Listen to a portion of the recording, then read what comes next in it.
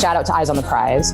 That was something for me where this was my actual, father, but I was a teenager at the time when that series, and I mean, that was very foundational. And that kind of gets into, my, thinking about the power of story, the power of amplification, the power of putting a spotlight on something, the power of seeing what is unseen. Hi, everybody. It's Linda. Welcome to a new episode of our Voices Matter podcast. If you're anything like I am during this crazy time of the pandemic, you're spending a lot of time watching movies, listening to music, consuming all kinds of art, right? So art has such an important place in our lives. And my guest today is someone who helps to bring that art to us. And I'm really excited to talk with her. Her name is Jessica Green. She is the artistic director of the Houston Cinema Arts Festival. She also has a really interesting backstory on a personal level that is connected to the civil rights movement. So we have a really interesting, wide-ranging conversation that connects the dots between where we are right now as a society, as humans, all of the anxiety and angst and things that we're going through, the role that art has and can play in helping us to heal and also helping to bring us together while it also reflects what is going on in our world. So sit back, relax, and enjoy my conversation with Jessica Green. So, Jessica, it is so great to have this opportunity to get to know you a little bit better and talk about the amazing lineup that you guys have for the Houston Cinema Arts Festival this year. It looks incredible. Oh, thank you. Well, it's such an honor to be here. And I feel so privileged that you asked me to be on your podcast, which is an amazing podcast and tool and resource. So thank you. This is really cool. Well, yeah. I mean, there's so much that we can talk about, not only from the artistic perspective, but I want to get into some of your history and your background and all kinds of nuggets and things that we're going to be able to share with our audience. So the festival kicks off on November the festival. 12th. Yeah. So we'll start with the festival, which I am so happy to share with your audience about. We're really excited. So this is the 12th annual Houston Cinema Arts Festival that's happening this year. It will be November 12th through the 22nd. And it will be both, virtual, online, and at drive-ins. Some drive-ins are on Houston. So we're really excited about that, being able to, provide that, combination for our audience. And it's Houston Cinema Arts Festival, just generally is all about the arts, right? It's the Houston Cinema Arts Festival. So it's all about the intersection of the different art forms, music, dance, theater, film, photography, all of it. So there's a lot of programming and films that are exploring the arts. Also, it's about adaptations. We tend to do a lot of programming that is, adaptation based, again, along the arts theme. This year, however, we have a special theme just for 2020, which we're really excited about, which is Urbana. And this is based on the musical genre, Musica Urbana. And that really is global pop Spanish language music that shares a through line of the transatlantic slave trade and shares a through line of, African culture and music. And it's all about the intermingling, especially in this part of the world, in Houston, that has happened between African culture and European culture and indigenous culture, and the cultures, the interminglings of the Americas, the interminglings of the Caribbean. Such a timely theme, and obviously one that you selected for a reason.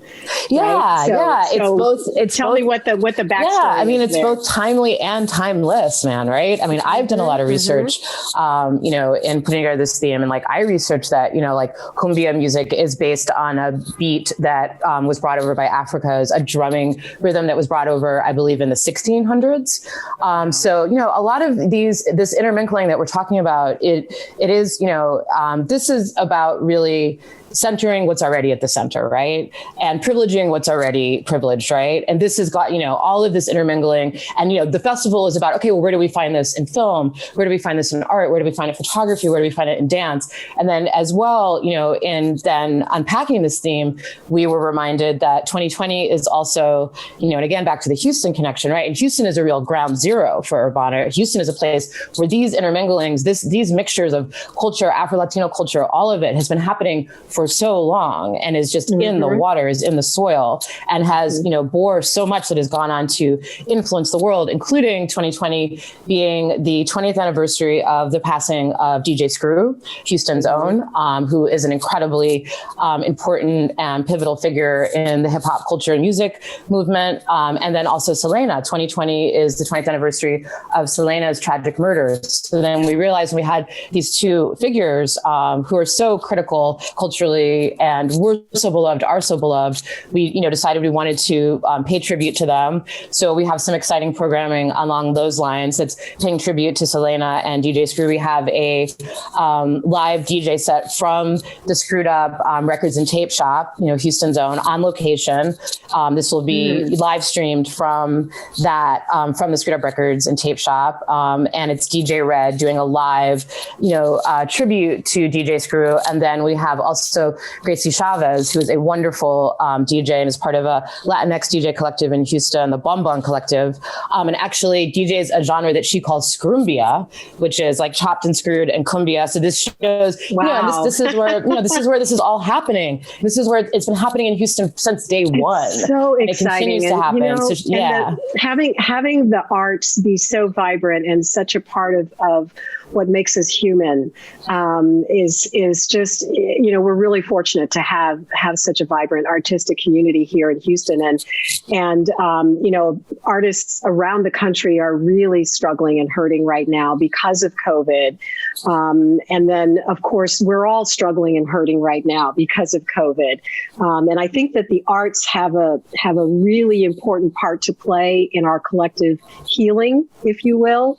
So I would love to hear your thoughts on that, and then segue a little bit into kind of your personal backstory and thoughts about kind of where we all are and how the arts can help us begin to move forward in this very, very contentious and anxious time.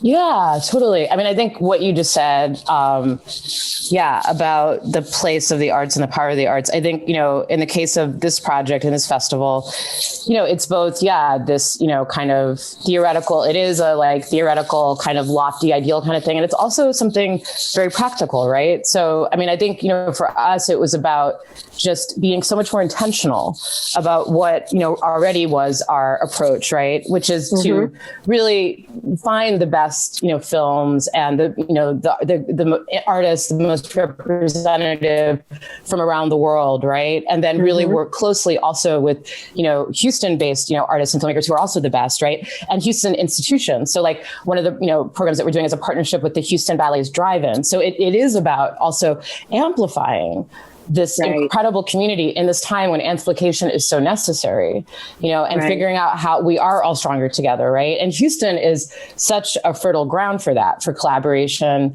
As I talked to you before the podcast, I've found Houston to be an incredible place for collaboration and other. You've only been here for a couple. You've only been here for a couple of years. Right? And that's come from New York, and so which is like the Mecca when it comes to the arts. So it's really great to hear you say how you feel about the Houston artistic community. That's been one of my favorite things is collaborating with arts leaders and artists in Houston who have been so generous and so collaborative and so incredible and so creative. And, again, so representative of these,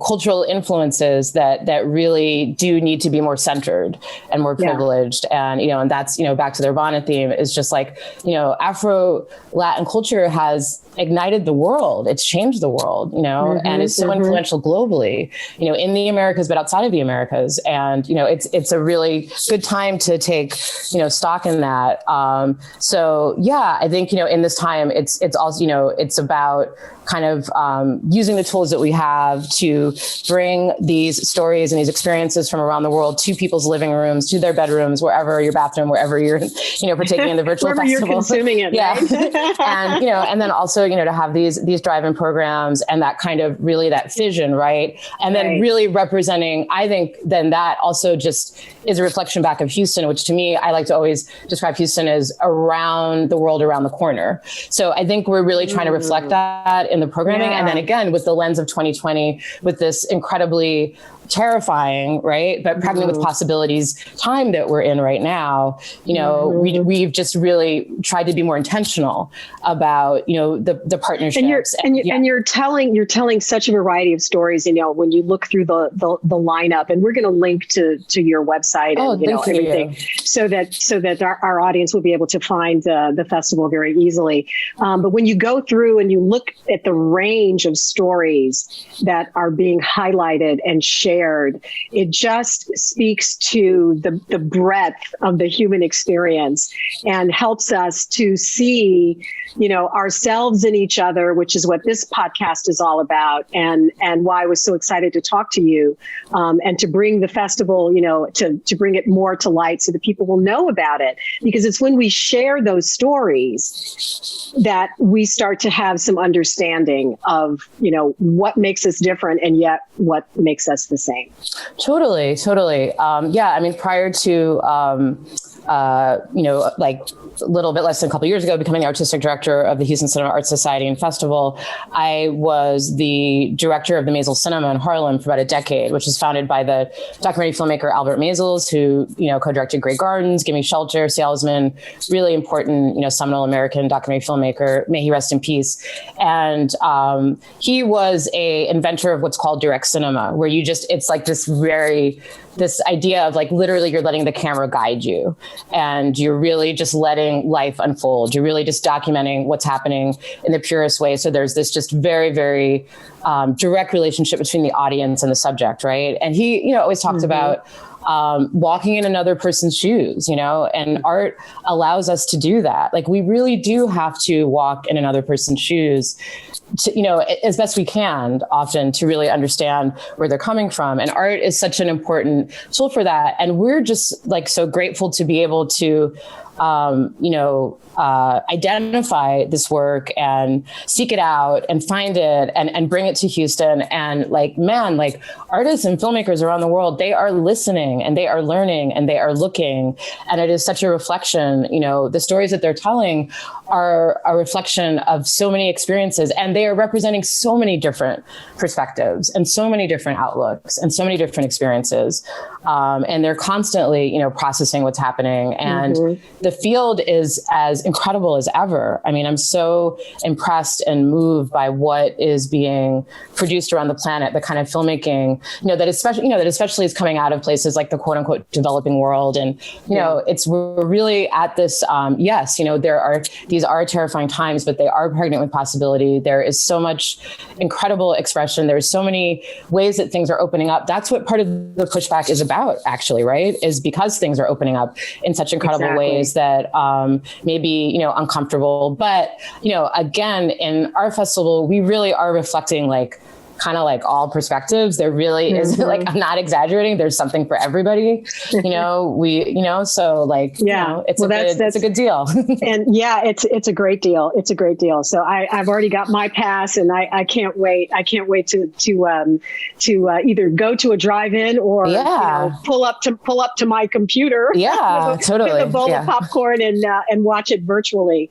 So I want to talk a little bit about how your backstory informs and influences the work that you do. Your dad was one of the Little Rock Nine. So Ernest Green. Yeah.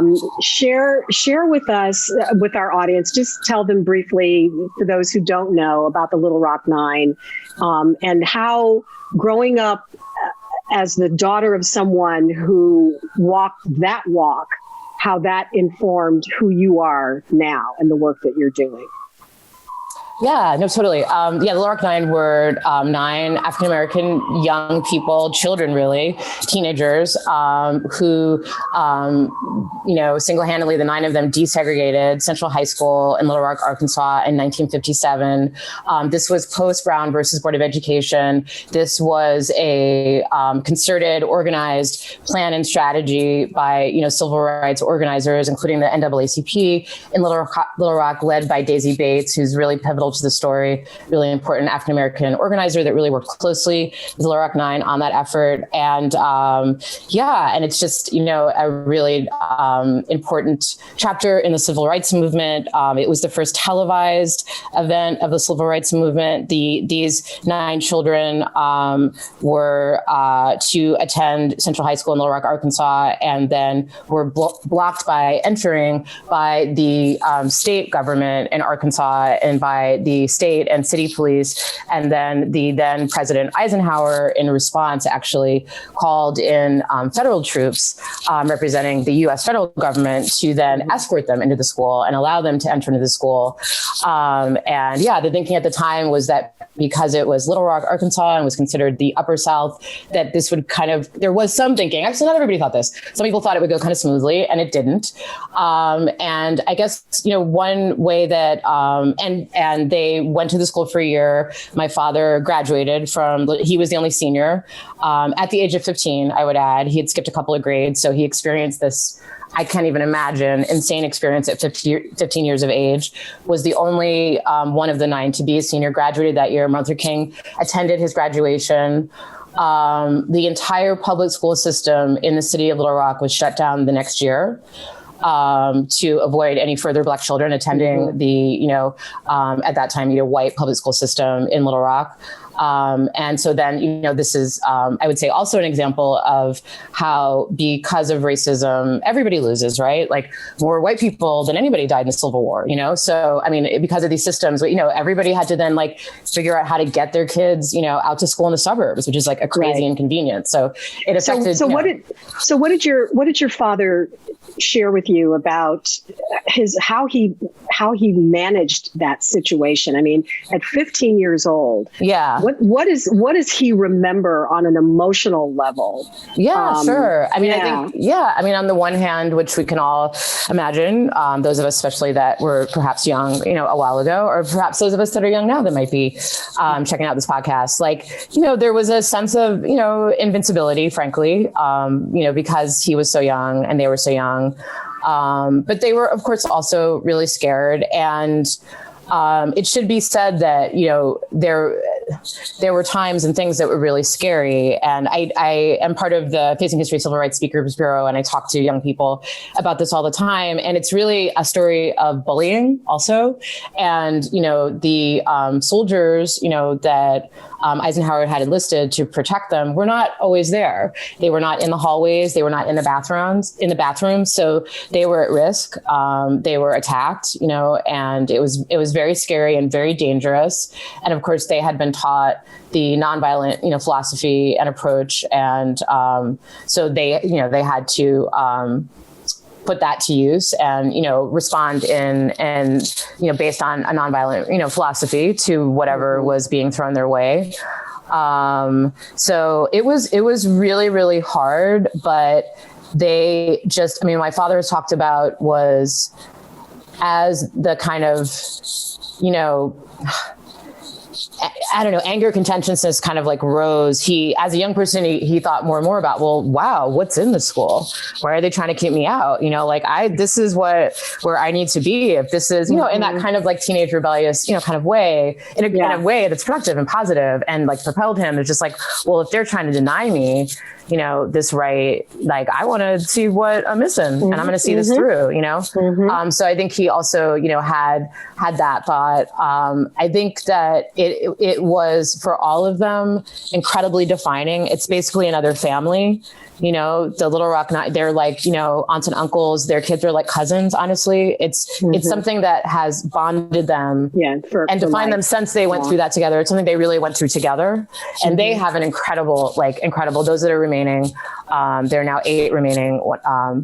So when you became aware of what your father went through at that time and the place that it has in civil rights history, first of all, how old were you when you found out, when he started talking to you about this? And I mean, how did you synthesize that? I was pretty young. I mean, I think I have like a kind of consciousness of it probably from like, 5, on. But really?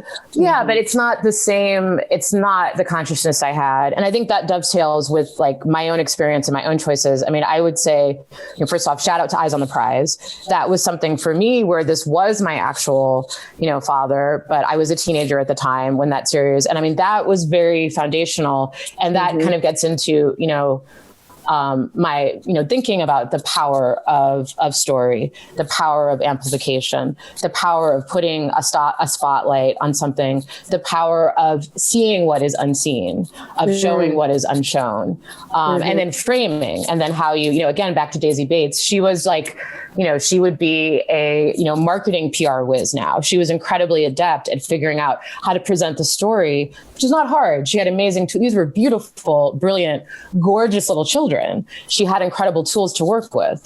These were some of the most wonderful students in the state, So, and just beautiful children, as all children are beautiful. So she was really adept at, her presentation of them. And then that was something that was shared with the planet. So, through mass media, through television, through film reel, and then that put the planet on their side. Yes, there were these horrible forces, that were against them, including people at the highest level of government, the governor of Arkansas, blah, blah, blah.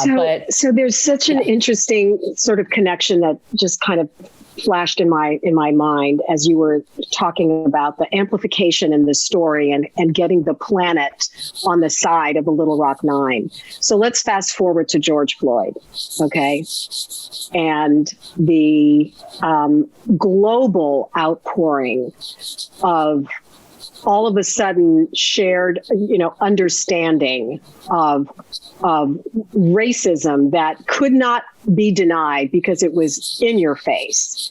So connect those dots for me between the Little Rock Nine and George Floyd and the trying to get the global support for the mission, if you will. Yeah. And I'd love to know what your dad totally. thinks about Well, it all connects up. I mean, and what you're saying actually is reminding me of something really important that I need to share. And let me just say about my father. Like, I learn new stuff every year. It's incredible. And that's why I love talking to young people, because it'll be, shout out to educators. It'll be in the context of these incredible educators that have done such an incredible job with these young people in their sections, in their curriculum about the Little Rock Nine. And these teenagers will end up sharing things with me that I didn't know. And then I'll go back and ask my dad, and he'll be like, yeah, that's true. Da, da, da. So I'm always learning more about his experiences, all of their experiences. I mean, it's so vast. And yeah, I'm so proud of him, and I'm so proud of them. They changed this country.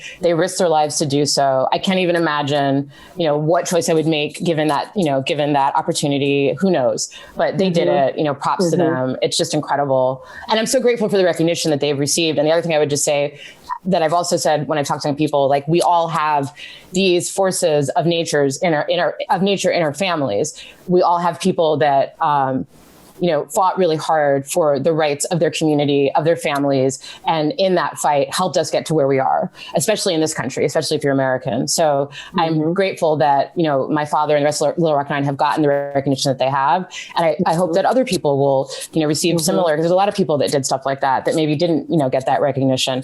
But that said, speaking of centering and pinpointing. So also shout out to Lovecraft Country. I would recommend that to anybody that hasn't hasn't been kind of checking out. I haven't watched it yet. They just did I'm going to binge it coming up here very soon. Yeah, it's really interesting. And they just did an Emmett Till episode. And this is a really good example of how story is used at the high. I would say this is something that is just, in terms of craft, is pretty much at the highest level, vegetarianly too. I mean, it's just like amazing because it's just this lush, Misha Green, she's amazing. So that was really pivotal to my father. Like and this is something that I learned more recently, it was Emmett Till that really, really, there's definitely a through line, right? Between Emmett Till and George Floyd and Breonna Taylor and all, there's that line from Emmett Till and also the power of media, right? And the power of documentation, the power of story. Mamie Till, Emmett Till's mother, may she rest in peace, made this brave, incredibly bold choice, especially given the time that she was operating in,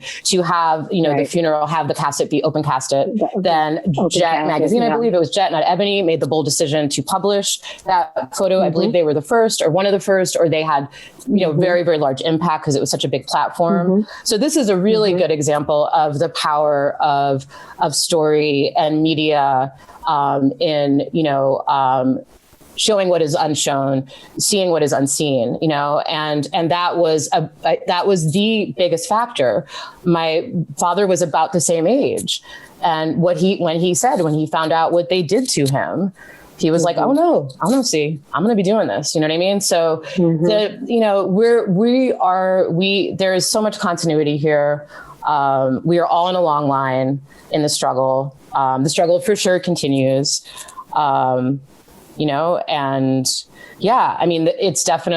all very interconnected in terms of these histories, in terms of these, realities. Of course, we all wish we were further along, but I think there is, new opportunity to push on. We know all the things that are happening now around this moment that are different, right? That are exciting and have potential. And we understand also the power. The other through line for sure is, again, the media tools. It's not a coincidence that the earlier period of the civil rights movement and the anti-Vietnam War movement coincided with the advent of television, the advent of that technological tool. It's not a coincidence that these movements have all come up in this era of social media. Yeah. So there's always this coexistence of story and centering and narrative and mass mobilization and movements, and they're always interacting in these powerful ways. And I'm biased. I'm in the media business. I'm in the content business, so I do kind of see the world maybe a bit more through that lens than other people. But I also appreciate and am fascinated by how things evolve and see what's happening now as part of a broader evolution and. And there's just you also have the perspective of being of mixed race. Yes. So your mom is white. Yes. Talk about that lens through which you see kind of where we are now as a society, as a world, as a human race. Yeah. Well, I think we have a long way to go, and I think that. Regardless of anybody's race or background, I think, folks broadly really have to commit to anti-racism. And that's different from saying, I'm not racist. I'm not racist. And I think this is where we're at, is that we're, and this is something that, I don't know if it's so much for me, these are my thoughts about the whole mixed race thing. I think that I always push back a little bit on that because I also don't want to do this kind of fetishization, magical mixed race, that somehow gives you some perspective. I think just somebody who would be self-defined, and I define myself as a Black woman with a white mother. So that's the way I self-define. But I think, somebody could have a very, very similar outlook as me, based on having similar, upbringing, similar class background, similar education, and not have a white mother. So I just, I think it's it's complex. I think her perspective is actually interesting. I think being a white woman that raises Black children is interesting. And I think that, maybe it's more in some ways transformative for them, that experience and kind of opens their eyes in a way that, my mom is pretty hard on white racists. And I think she's, probably just gotten harder on them as she's gotten older. So, and I think that comes from the experience, to a certain extent of having Black children. But yeah, so I think, my background is, every, like anybody else. I think, my background definitely is, for sure defines who I am and is the lens, it's the lens through which I see things. I would also wonder how self-aware there might be ways that I'm not as self-aware about that, right, as I could be, because it's my background. I think also the generational piece, I think I'm very much Gen X also. And I think, the older I've gotten, I think that, also, this role of being a bridge is real. And I think that really informs how I see kind of technology and movement and just really being in between, right? The 60s generation and the millennials and Gen Z, and kind of being somewhere in between this generation that is so, adept, this digital native generation, and then this generation that was sort of around, for this incredible movement, right? And was part of it, right? That happened. So I also, I feel pretty defined by that, and I'm cool with that. And I think that's a good place to be at the age I'm at. Like, you're not the young, kind of shiny thing. It's like more just like, okay, how can I be a bridge? And I try to, kind of clue into that in my programming, that's I'm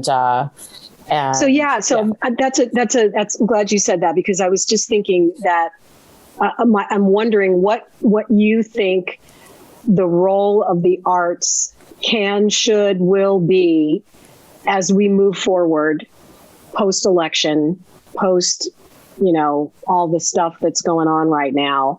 How do you see the artistic community responding in this moment and helping not only to make us feel better, which art always does. It just, puts a smile on our face and takes us sometimes out of the presence of whatever it is that's bothering us. But at the same time, it reflects what's going on in the world. So where do you see the arts in general going, and Houston Cinema Arts Festival in particular, since you are leading that effort? Yeah, no, totally. And I'm going to answer that, but because it was a really thoughtful question, and I just want to finish finding something else that you said. And I didn't come up with this, but it's really important in terms of the mixed race biracial identity thing. It's a social reality, right? And I think that's also important too. Like, when I first went to the continent of Africa and I came back, I was amazed at how mixed all Black Americans looked to me, and this is the history, right, of slavery and all that followed that, right? So biologically, so many Black Americans are of mixed race, right? And myself included. Right. I have a lot of white blood. So I think that's where, it is a lens it's the lens of having a white parent. Yeah. And I guess what I would say about that at its best, right? At its best, and it's complicated, and there's conflict, and there's sometimes misunderstanding and things that really have to be discussed across racial lines. At its very best, in my case at least, there isn't any question of having a white person that would literally risk their lives for me and loves me, you know what I mean, on that. So I don't know. I don't know how that affects things, but I would say that's the thing when you have a white parent and you're a person of color, if you're lucky, and most parents love their kids, right? It's just that you have experienced this love that transcends these barriers. Right. But I think people can experience that in all these different ways, right? You could be in an interracial relationship. You could have really a best friend that's a different race. I think these things work out. I think this is America. So these things end up emerging in all these different ways, right? For a lot of different people. So anyway, but I just wanted to answer your question more thoughtfully. So, and hopefully that was. No, it was. No, I'm so glad you went back to that. And I'm sorry I cut you off in the middle. I didn't mean to do that. No, you didn't cut me off. I just didn't really answer it completely. And then I remembered this idea that I thought was so fresh that somebody else mixed race had, said to me. And I was like, yeah, man, that's right. It's we're talking about a social reality. And part of understanding the history of race in this country is understanding that biologically, what was it? Strong Thurman and Al Sharpton are related. What else do you need to know? It's that's America. That tells you this is the country we live in. All you need to know right there.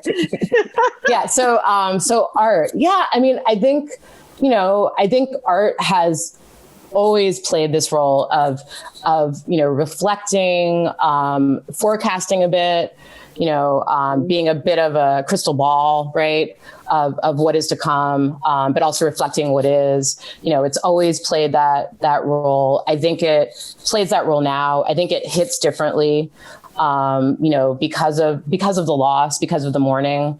There's so many societies are in mourning right now, and have lost so many people, so I think all these, the power of it, I think it just hits a bit different, as far as Houston and, the festival. And, I think there'll probably be even more of a pivot to, I would imagine that there's going to be more of a pivot to a kind of localization and a kind of like local experience and representation, and more kind of resources going to things being more kind of regionally explored or locally explored at the same time, right? It's these two extremes. There's that, right? Yeah, really the local meet global thing, I think, is going to continue to really kind of be a factor in how things play out. I mean, I don't know for certain, but I'm just speculating. And then, then on the flip side is just this whole digital space has exploded, and that cat is out of the bag. It's not going to go back in. The kind of virtual programming space, the kind of digital programming space that just kind of took a big leap, right, in the pandemic, because we're going to do what we do. We're going to express ourselves. We're going to sing our songs. We're going to dance our dances. We're figuring it out. And it's amazing. Just to have seen the transition from, mid-March when everything first got locked down to now, when you look at the quality of the productions that have been, been placed in front of us from the television news side of things, when, the first couple of days when everybody started anchoring from home and, trying to figure out with their cats and, what that looked like. And now entire television series are being produced in quarantine. The creativity that it takes to, say, okay, so this is what we have to adapt to. And so now we're going to adapt, and we're going to continue to live our best lives. To paraphrase Oprah, right? We're going to continue to live our best lives, even though we're in this pandemic. I can't wait to see what art is going to come out of this time. I think it's going to be spectacular.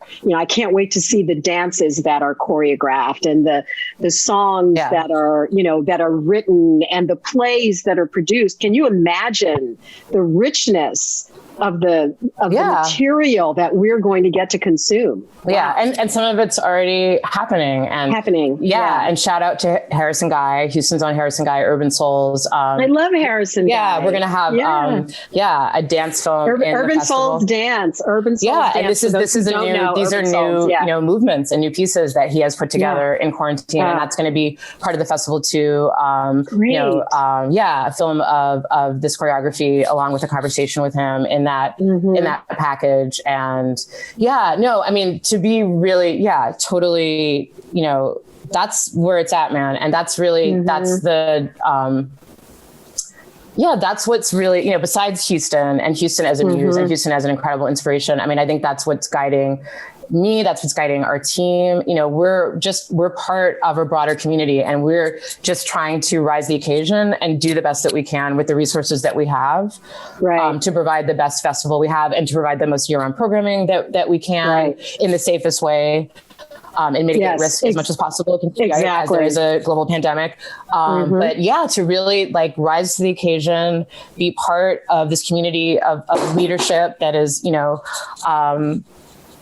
it's so inspiring. I mean, it's so inspiring what's happening, and it's so inspiring what people are doing. And it's definitely, for me, what has been kept me going, just kind of okay, how can what we do be part of this conversation?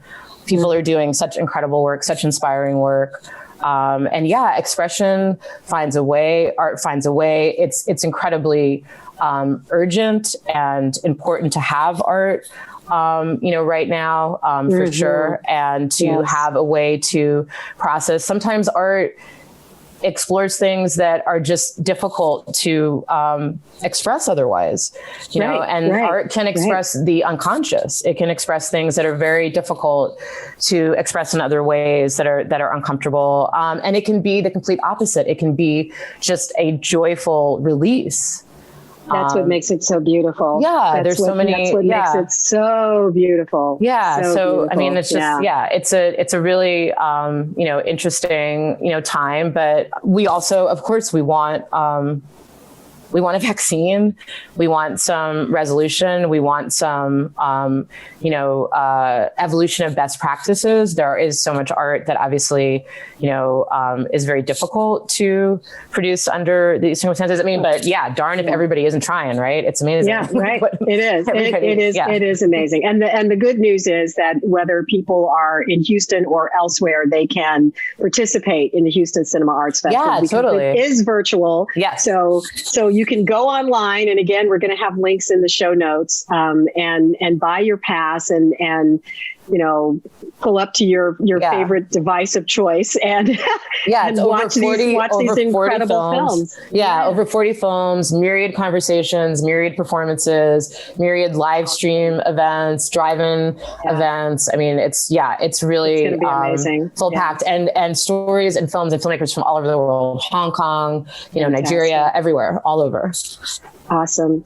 Jessica Green, it has been such a pleasure having this conversation with you. I'm so thrilled to meet you. And when we chatted before the podcast started, I told you, okay, you're in my world now. So as far as I'm concerned, we're friends, and I would love to collaborate with you going forward. Well, I think you're like minds and, wanting to bring people together. And in my former life, I was a dancer, and that's a whole nother conversation.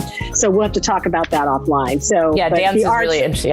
The arts, I'm passionate. I'm very passionate about the arts, and I love what you're doing. And thank you so much for taking the time to share yourself and all that the Houston Cinema Arts Festival is doing for our community. So thank you so much, Lyndon. I'm going to take you up on that. So you got it. Thank you so much. We're so grateful that I could do this. Thank you. Bye. Bye. Again, the Houston Cinema Arts Festival runs from November 12th through November 22nd. You can find the link in the show notes on ourvoicesmatterpodcast.com. Thanks so much for taking the time to share your day with us. And please, during this crazy time that we're living in, let's remember to all take a deep breath and stay calm.